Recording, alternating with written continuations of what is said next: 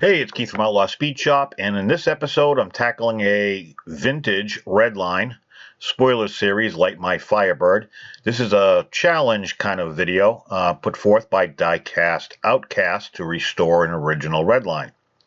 As usual, if you guys like what you see, make sure you subscribe and ring the bell to get notified of all future videos.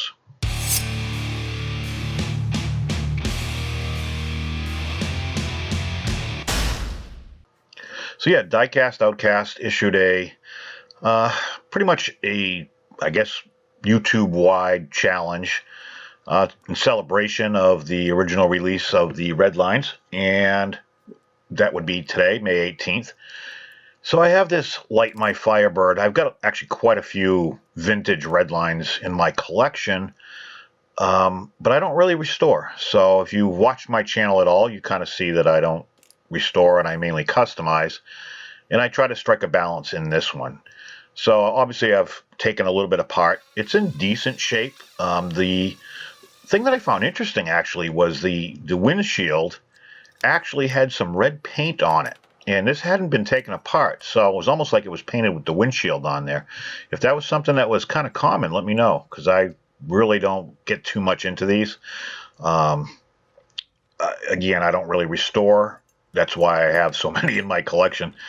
So after taking it apart, drilling out the engine and retapping everything and making sure the screws fit, I'm going to put it in my citrus strip amalgamation of crap that's been, I don't know, I've had that forever. I just keep adding to it. I've got my lime away, which I am going to put the motor and the entire chassis right in there. Now the wheels really aren't all that bad. I do replace them, but for the most part they're in pretty decent shape.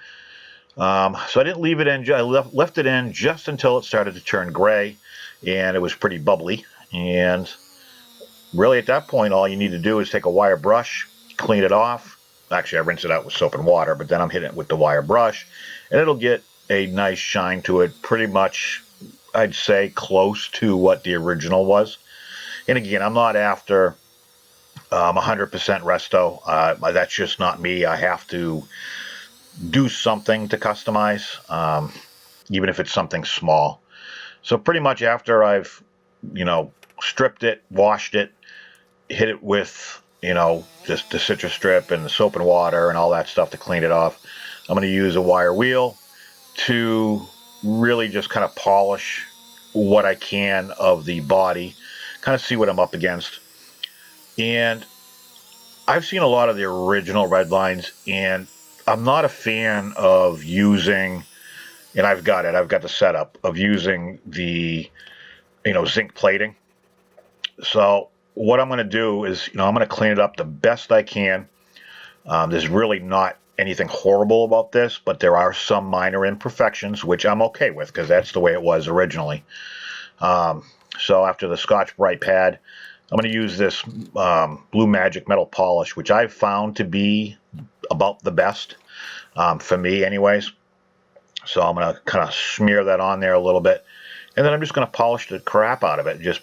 I think I polished it like 3 times, each time in between, cleaning it off really good.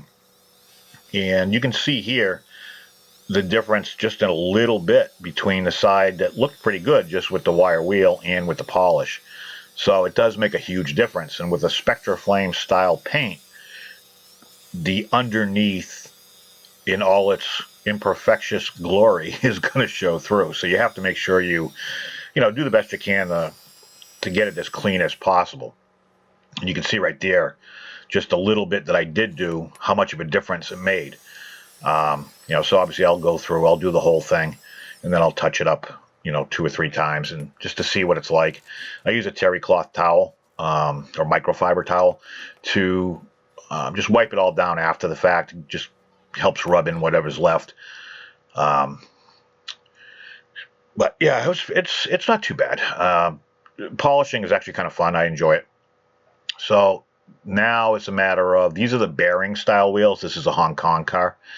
So I'm going to, again, those wheels really aren't all that bad, but I'm going to cut them off being a bearing wheel, you can't really pry them off unless they just happen to fall off, which doesn't happen very often. So I'm just using some side cutters, and that'll allow me to just take the wheels off and save the bearing.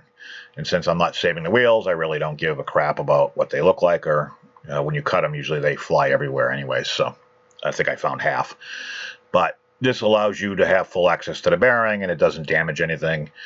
And you can, replace how you see fit. Once you screw those bearings up, it's a pain in the neck.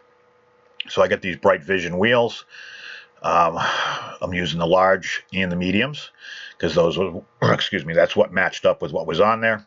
And if you go to Bright Vision's website, they actually tell you what wheels go with what anyway. So, but I picked the deep dish for the back and regulars for the front. You can see I don't have the tool. Again, I don't do these enough to really warrant buying it. I probably will next time I order from either the Redline shop or Bright Vision. I'll order the tool anyways, but these axles were in good shape, and the wheels actually just popped right on real nice, so I didn't have any issues whatsoever. You can see it just rolls perfectly. So obviously I'd cleaned the base. So the base came with, or at least what it looked like. And again, I don't do any research on these whatsoever. The taillights were red and the grill was black. So I'm using a Sharpie for the back. I do have all kinds of different paints and stuff, and I change it up. Sometimes I have some Model Masters red. I think it's amber paint that's almost transparent, and it works really well. But the Sharpies were right there in my little jar, so I grabbed one, and then I'm using my markers to do the grill. You can paint them as well, mask off and paint, and clean off the excess with a rag and some thinner. But for me, this was just as easy. And again, I'm not going for 100% historical accuracy. This is just my way of doing, a red line. And again, I'm not even going to call it a restoration. It's semi-custom. And, cleaning it off is important. I use a degreaser. And no matter how clean you get it or how clean you think you have it, when you degrease it, you'll see all kinds of black on your, if you use a white towel like I am, you can see all the dirt that you're still pulling off. So to get a nice clean surface for your Spectra flame, since you're not priming, I recommend not only washing it with soap and water, but also degreasing it, because it does pull off just that little bit extra, and it prevents future headaches. This was one of those projects that I kind of hemmed and hawed about. I wanted to go red, but I didn't. The windshield actually is the next thing I'm tackling. I thought I ordered all this, and apparently I didn't. So I didn't have a spare windshield. So this wasn't that bad. So I'm using two different grits. I think I use a 400, and then I use a 600 on the windshield. Again, it's wicked small and it's brittle, so you have to be super careful. My biggest fear was getting this far into the project and then cracking the windshield and not having a replacement. So, but the wet sanding works really, really well. And then I'll just dip it in my the Future Shine, which I have Future Shine and the Gauzy. I found the Future Shine for me personally works better, but I like them both. But the Future Shine seems, I don't know, there's just something about it. It adheres better for me. Maybe it's just the way I'm doing things. So, and you just cover it so you don't get any dingleberries on there or dust while it's drying. So I got my Bright Vision Spectra Flame paint. And I get this mix that I made for something else that I never videoed. And it's actually in a copper thing, but it's a mix of copper. I'm trying to remember, like just a smidge of black. What I was trying to do at the time was do like a black chrome. So this has got a little bit of everything mixed in it. I can't tell you what it is. I can't tell you what combination it is. I just kind of was mixing stuff when I put it back in the bottle. And it's close to a black chrome, which is kind of what I was after. But it's just, if you hit with a camera, you're never going to get the full view of what the paint looks like. Unless you see it in person. So if you hold it the right way, you can see some copper, but it's definitely more black. But it still retains a smidgen of the Spectra Flame vibe to it. So so it's semi-transparent. And you can kind of tell that. You can see I kind of wet the booth down to make sure it was nice and keeps the dust down. So I'm just really, I know it looks worse than what it is, but I'm really putting it on light. Again, I don't know why it looks this way, but when I'm looking at it, it doesn't look like I'm putting it on this heavy, and I'm not. So maybe it's the camera angle, or maybe I'm just on a bad acid trip. But anyways, I'm putting this stuff in there just very lightly to get some tacky adherence, and then I'm just kind of using the air from the airbrush to slowly bring it down. See right there, you can see almost like a tint of copper / purple, but it's definitely, you know, I guess I don't even know what color it is, so I'm not even going to try to guess. So, but anyways, I like it. So again, it's not correct in any way, shape, or form, and I'm okay with that because I want to be different. And sometimes you win, you win by it or you lose by it, and I don't know, to each his own. So anyways, this is my paint job. I'm not going to say the color. And the interior, I was going to go black originally, and then once I saw the paint, because if you remember, the interior was like a brownish, I don't even know what color, it's like an olive. But anyways, that ends up changing. So I got my clear coat, which you don't have to do with this because I put my hardener in, but I clear coated it. I put 2 racing stickers on it and painted the interior white, and that kind of put it all together for me. The numbers on the side broke up the paint and added a little bit to it, so I thought that made a big difference. And it's time now to talk about my Wicked Pisser Jar. When I hit 14,000 subscribers, I'm going to give the contents away to 1 subscriber. I'm getting close. I actually don't even know where I'm at. I'm like 13.8.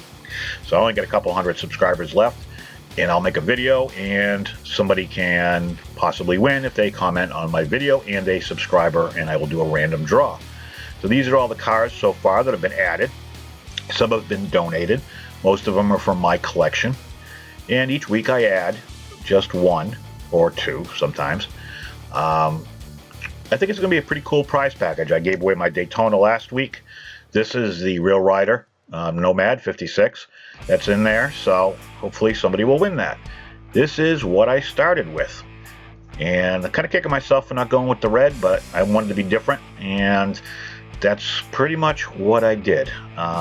You can't see the full color of this in its glory. I really dig it. I think it's different.